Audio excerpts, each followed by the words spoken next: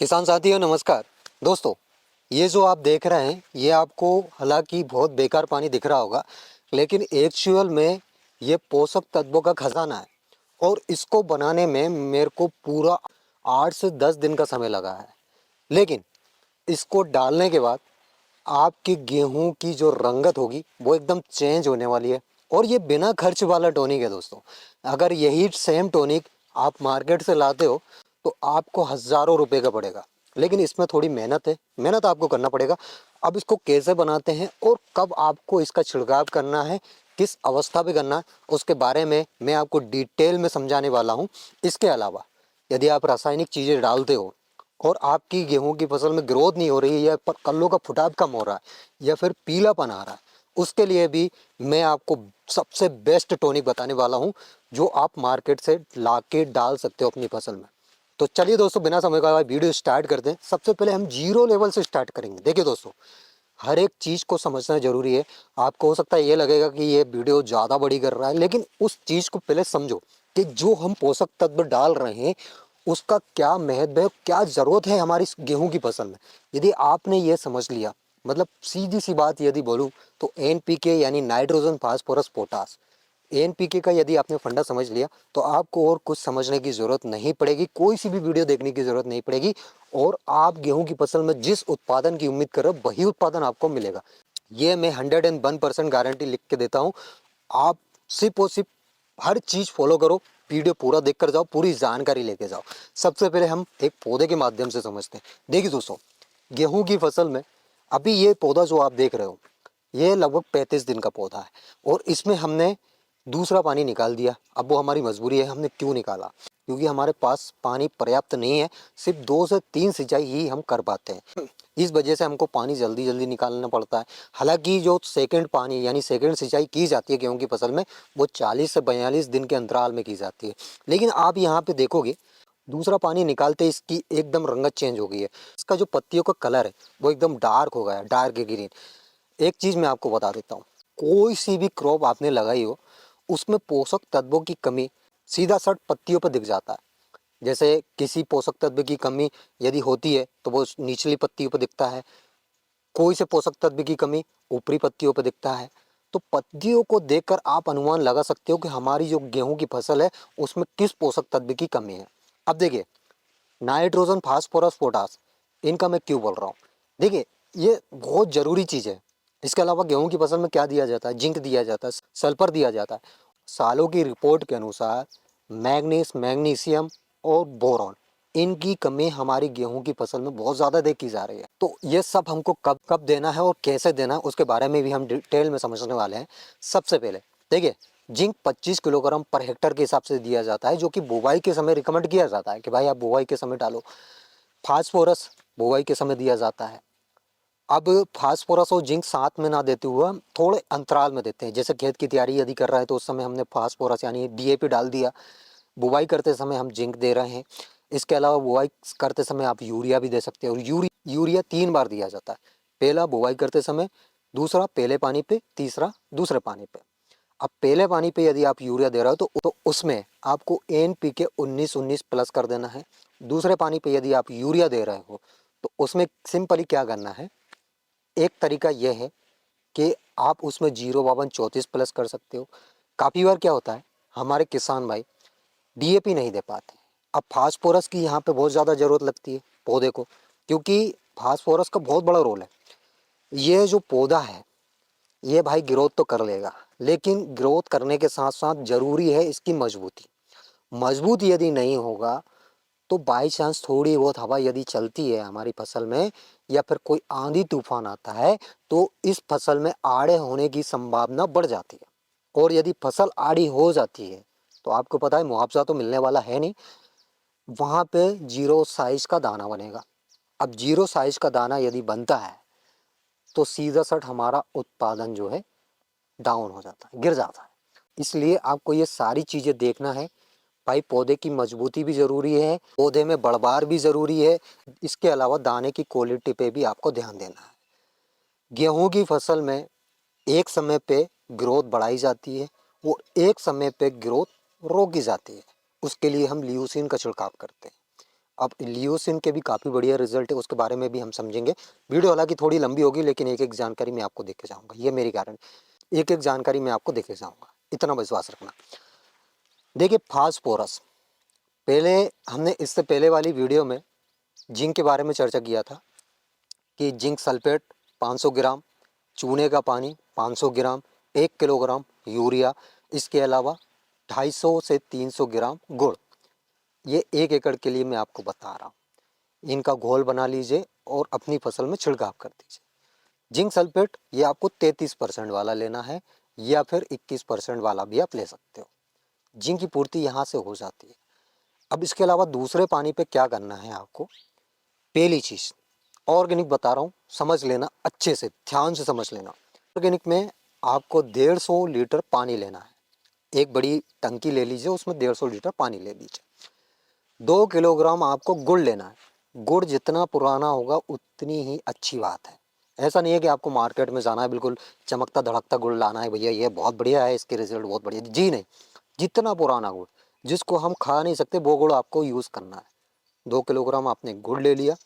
इसके अलावा 10 किलोग्राम जितना पुराना गोबर वो आपको लेना है। पुराना जितना पुराना होगा उतना पुराना गोबर आपको ले लेना है ना। ये ले लिया। अगर गाय का गोबर मिल जाता है तो सोने पे सुहागा वाली बात हो जाती है। इसके अलावा 2 किलोग्राम आपको लेना है यूरिया। यूरिया ले लिया।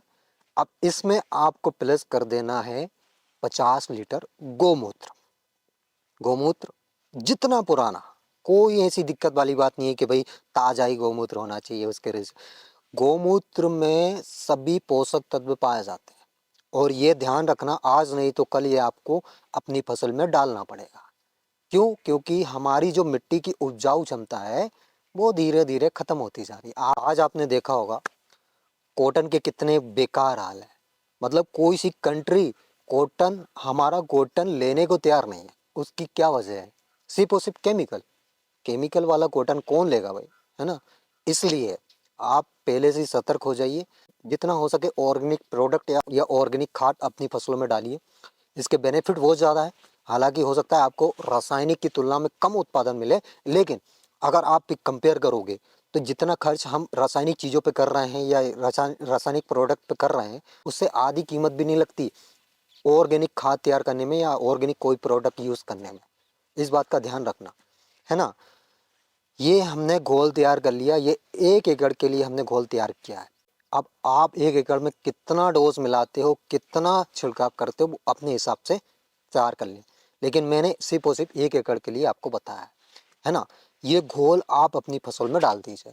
और देखिए एक और चीज़ मैं आपको बता देता हूँ, यदि कहीं कहीं पे पीलापन या कोई सा रोग आ रहा है तो उसमें आप 1 लीटर नीम ऑयल प्लस कर दीजिए। इसके कोई भी साइड इफेक्ट नहीं है, घोल में भी आप प्लस कर सकते हो।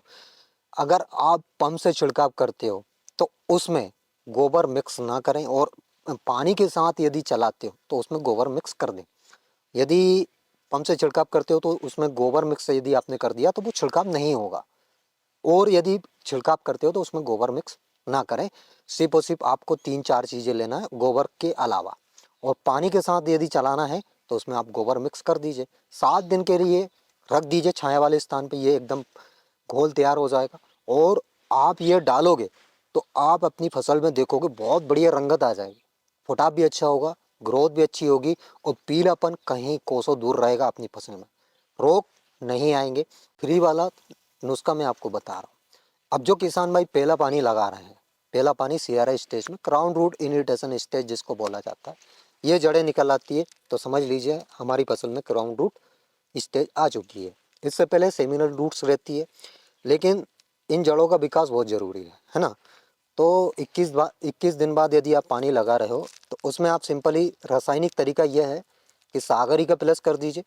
इसके अलावा सल्फर, सल्फर के लिए आप छिड़काव करिए, मतलब पंप से छिड़काव कर दीजिए। सल्फर के लिए कोई सा ऐसा फंगिसाइड ले लीजिए जिसमें सल्फर प्लस हो। एजोक्सी प्लस सल्फर, ऐसा कॉम्बिनेशन में बहुत सारे फंगिसाइड आते हैं। क्योंकि आप यूरिया के साथ यदि सल्फर मिक्स करते हो तो कहीं कहीं तो जो सल्फर है वो पाउडर फॉर्म में रहता है, और पाउडर फॉर्म में यदि आप सीधा छिड़काव करते हो अपनी फसल पे तो कहीं कहीं पे उड़ जाएगा, कहीं कहीं पे लग जाएगा, ये वाली कंडीशन बनेगी। तो उसमें फिजूल ना उलझे, फोकट मेहनत ना करें। इसलिए आप पंप से स्प्रे कर दीजिए, उसके भी वही रिजल्ट मिलेंगे आपको।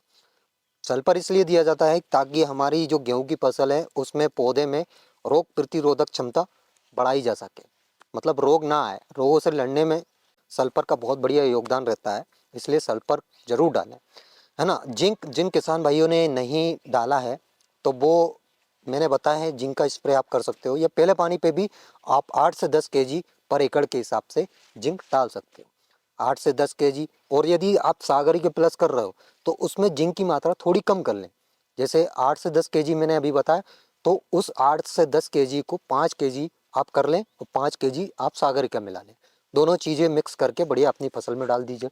इसके साथ ह्यूमिक एसिड आपको लेना है, तो आपको 500 ml ह्यूमिक एसिड अपनी फसल में छिड़काव करना है, इसके भी बहुत बढ़िया रिजल्ट है। आप देखोगे आपकी फसल की ग्रोथ भी होगी, पीलापन भी दूर होगा, कल्लों का फुटाव भी बढ़ेगा। किसान भाई 19-19 और 0-52-34 में कंफ्यूज रहते हैं कि भैया 19-19 कब डालना है, 0-52-34 कब डालना है। देखिए 19-19 इसमें सब इक्वल है, नाइट्रोजन फास्फोरस पोटास 19% होता है, और जो 0-52-34 है उसमें 52% फास्फोरस और 34% पोटास होता है। इसकी कब जरूरत लगती है? सेकंड पानी पे, सेकंड पानी पे आप 0-52-34 छिड़काव कर सकते हो। इन दोनों में कंफ्यूज ना हो, 19-19 पहले पानी पे और 0-52-34 दूसरे पानी पे। इसके अलावा 0-0-50 ये तीसरे पानी पे। जब बालियों में दाना बनना स्टार्ट हो जाता है वहाँ पे पोटास क्या करता है, जो दाने में चमक होती है उसको तो बढ़ाएगा ही बढ़ाएगा, इसके अलावा दाने के साइज में भी कहीं ना कहीं पोटास ग्रोथ करता है। इसके अलावा इसके लिए हम 0-0-50 का छिड़काव करते हैं, बस, इसके अलावा और कुछ नहीं। मेन फोकस आपको इन पत्तियों पे करना, इन पत्तियों पे यदि किसी भी कारणवश डैमेज आता है या फिर ये सूखती है या फिर पीली पड़ती है तो ये पूरा पौधा कमज़ोर हो जाएगा। मेन पत्ती का ही खेल है, क्योंकि प्रकाश संश्लेषण की जो क्रिया होती है वो यहीं से होती है, और वो यदि धीमी हो गई या कम पड़ गई या बंद हो गई तो पूरा पौधा सूख जाएगा।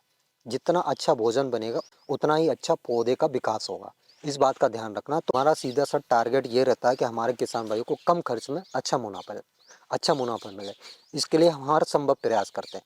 इसके अलावा कोई त्रुटि हुई हो मेरे द्वारा तो उसके लिए मैं क्षमा मांगता हूँ। तो आइए दोस्तों, आपको मेरे द्वारा दी गई जानकारी समझ आई होगी, वीडियो पसंद आई होगी। वीडियो अगर अच्छी लगी हो तो एक लाइक ज़रूर कर देना, और जो किसान भाई चैनल पर पहली बार आए हैं, अभी तक चैनल को यदि सब्सक्राइब नहीं किया है तो सबसे पहले हम चैनल को सब्सक्राइब कर लीजिए, ताकि गेहूं से रिलेटेड जानकारी आपको समय समय पे और तुरंत मिल सके। तो आज के लिए इतना ही काफ़ी, मिलते हैं नेक्स्ट वीडियो में नेक्स्ट टॉपिक के साथ। तब तक के लिए tata bye bye, take care, अपना ख्याल रखिएगा।